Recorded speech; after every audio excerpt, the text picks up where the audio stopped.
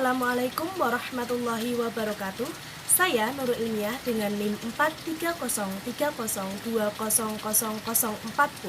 kelas 2B Program Studi Pengembangan Masyarakat Islam akan menjawab beberapa pertanyaan dari teman saya mengenai 12 materi mata kuliah Al-Quran semester 2 guna untuk memenuhi tugas akhir semester.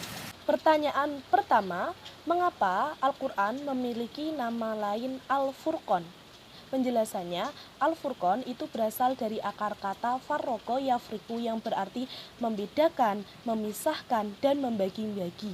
Jadi secara garis besar Al-Furqan adalah pembeda, yang mana Al-Furqan merupakan salah satu nama lain dari Al-Quran, yang berarti Al-Quran itu mampu menjadi pembeda antara yang hak dengan yang batil, yang benar dengan yang buruk, yang mana nantinya akan menjadi pedoman hidup bagi umat Islam. Selain itu, Al-Furqan juga merupakan surah dalam Al-Quran, tepatnya surah ke-25. Itulah alasan mengapa Al-Furqan menjadi salah satu nama lain dari Al-Quran. Pertanyaan yang kedua yaitu, ulumul Quran pada masa khalifah ditandai dengan munculnya beberapa kebijakan. Lalu apa kebijakan yang dilakukan oleh Khalifah Ali? Pada masa Khalifah Ali, ia melakukan kebijakan yaitu melakukan perintah kepada Abu Aswad ad-Du'ali untuk meletakkan kaidah-kaidah nahwu, cara pengucapan yang tepat, baku, dan memberi ketentuan harokat pada Quran.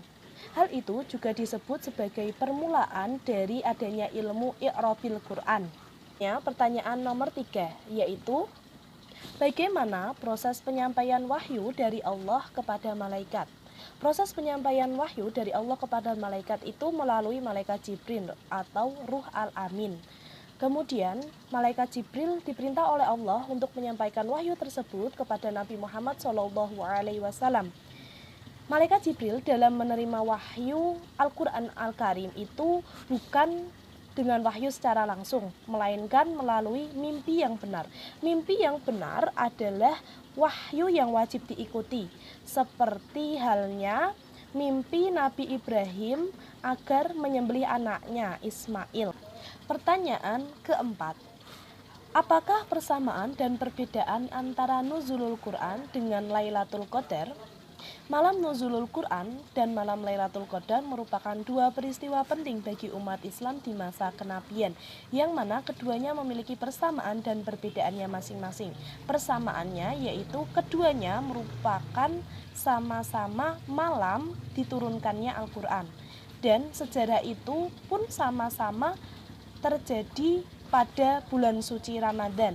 Kemudian perbedaannya, Nuzulul Quran merupakan waktu turunnya Al-Quran secara bertahap, sedangkan malam Lailatul Qadar merupakan waktu turunnya Al-Quran secara langsung dari Lauful Mahfudz ke Baitul Izzah, langit dunia. Pertanyaan nomor 5. Apa saja macam-macam asbab an-nuzul dalam bentuk pertanyaan? Macam-macam asbab an-nuzul dalam bentuk pertanyaan itu ada 3. Yang pertama, pertanyaan yang berhubungan dengan sesuatu yang telah lalu, seperti pertanyaan Zulkarnain. Yang kedua, pertanyaan yang berhubungan dengan sesuatu yang berlangsung pada waktu itu.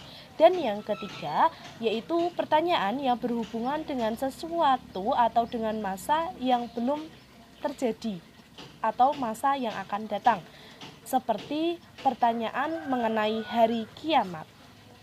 Pertanyaan nomor 6. Apa ayat pertama yang turun dalam Al-Quran? Jawaban saya, ada beberapa pendapat mengenai ayat pertama yang turun dalam Al-Quran. Di antaranya yang pertama, menurut para ahli sejarah mengatakan bahwa ayat yang pertama turun di dalam Al-Quran adalah 5 ayat pertama yang ada dalam surat Al-Alaq. Kemudian ada 2 pendapat lain. Yang pertama didasarkan pada riwayat yang dinukil dari Al-Burhan fi Ulumul Quran. Ia mengatakan bahwa ayat pertama yang turun dalam Al-Quran adalah surat Al-Fatihah. Pendapat lain yang kedua berdasar pada hadis Jabir bin Abdullah Al-Ansyari mengatakan bahwa ayat pertama yang turun dalam Al-Quran adalah ayat 1 sampai ayat 10 dari surat Al-Mudaththir. Kemudian ada pendapat lain yang menguatkan, yaitu dari Ibnu Katsir mengatakan bahwa dua pendapat lain sebelumnya itu dua-duanya dapat dipakai. Dengan demikian, maka ayat yang pertama diturunkan dalam Al-Quran secara mutlak adalah Iqra' bismi rabbikal ladzi. Sedangkan surat yang diturunkan secara lengkap dan pertama kali diturunkan setelah terhentinya wahyu adalah Ya ayyuhal mudatsthir. Kemudian surat yang diturunkan secara lengkap untuk risalah adalah Ya ayyuhal mudatsthir. Apabila untuk kenabian adalah Iqra' bismi rabbikal ladzi. Pertanyaan nomor 7. Apa perbedaan antara surat Makkiyah dengan surat Madaniyah? Perbedaan antara keduanya yaitu surat Makkiyah merupakan ayat-ayat Al-Quran yang diturunkan di Mekah dan sekitarnya seperti Mina, Hudaybiyah, Arafah, dan lainnya, baik diturunkan sebelum maupun sesudah Nabi Muhammad SAW hijrah. Adapun ciri-cirinya sebagai berikut. Yang pertama, surat dan ayat-ayatnya itu pendek. Kemudian ungkapannya itu keras, cenderung puitis dan menyentuh hati. Yang ketiga, banyak terjadi persamaan bunyi. Yang keempat, banyak menggunakan huruf qasam. Kelima, banyak terdapat ancaman kepada kaum musyrik. 6. Banyak terdapat tuntunan mengenai akhlak al-karimah. Dan yang ketujuh itu lebih menekankan pada dasar-dasar keimanan kepada Allah dan hari kiamat, serta penggambaran mengenai surga dan neraka.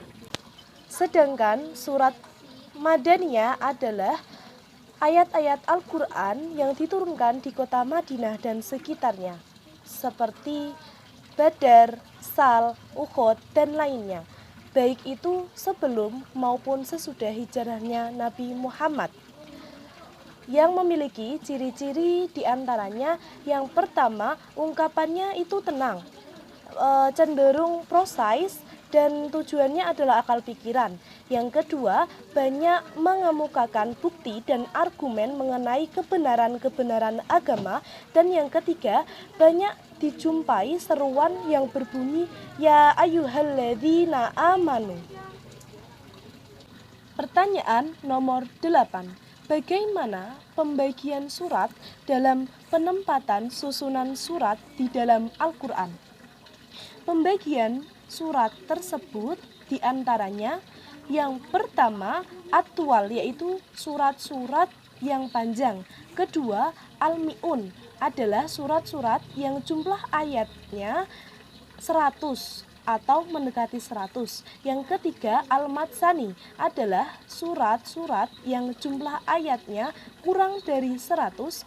Dan yang keempat, al-mufassal, yaitu surat-surat yang antara satu dengan yang lain itu berdekatan. Pertanyaan nomor 9. Bagaimana hikmah diturunkannya Al-Quran dalam 7 huruf? Adapun hikmah diturunkannya Al-Quran dalam 7 huruf atau ahruf sab'ah, yaitu yang pertama, untuk memudahkan bacaan dan hafalan bagi bangsa yang ummi, yang setiap kabilahnya mempunyai dialeknya masing-masing, yang mana mereka belum terbiasa menghafal syariah, apalagi mentradisikannya. Yang kedua, merupakan bukti kemukjizatan Al-Quran bagi kebahasaan orang Arab. Al-Quran banyak mempunyai pola susunan bunyi yang sebanding dengan segala macam cabang dialek bahasa yang telah menjadi naluri bahasa orang-orang Arab, sehingga setiap orang Arab dapat mengalunkan huruf-huruf dan kata-katanya sesuai dengan irama naluri mereka, tanpa mengganggu kemukjizatan Al-Quran yang ditantangkan Rasulullah kepada mereka. Dan yang ketiga adalah kemukjizatan Al-Quran dalam aspek makna dan hukum-hukumnya, sebab perubahan bentuk lafaz pada sebagian huruf dan kata-kata itu memberi peluang luas untuk dapat disimpulkan berbagai hukum daripadanya. Hal inilah yang menyebabkan Al-Quran itu relevan untuk setiap masa. Oleh karena itu, para fuqaha dalam istinbat dan ijtihadnya berhujjah dengan qiraat 7 huruf ini. Pertanyaan nomor 10. Bagaimana pandangan ulama fikih tentang upah dalam mengajar Al-Quran? Ada beberapa ulama fikih yang berpendapat mengenai mengambil upah dalam mengajar Al-Quran. Ada yang memperbolehkan dan ada yang tidak.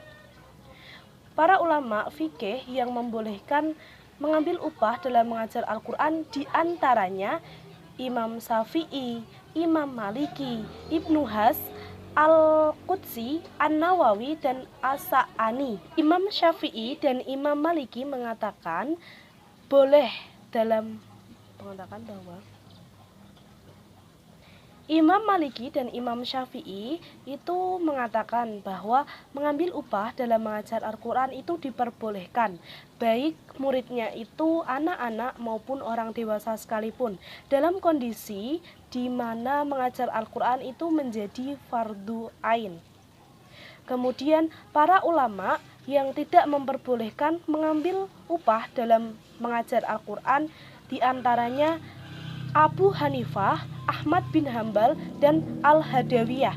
Mereka berpendapat atau mengatakan bahwa mengajar Al-Quran itu sebuah ibadah yang nantinya akan diberi balasan oleh Allah Subhanahu wa Ta'ala. Pertanyaan nomor 11. Apa saja macam-macam munasabah ayat? Macam-macam munasabah ayat itu ada 8. Yang pertama, munasabah antara surat dengan surat. Kedua, munasabah antara nama surat dengan kandungan isinya. Ketiga, munasabah antara kalimat dalam satu ayat. Yang keempat, munasabah antara ayat dengan ayat dalam satu surat.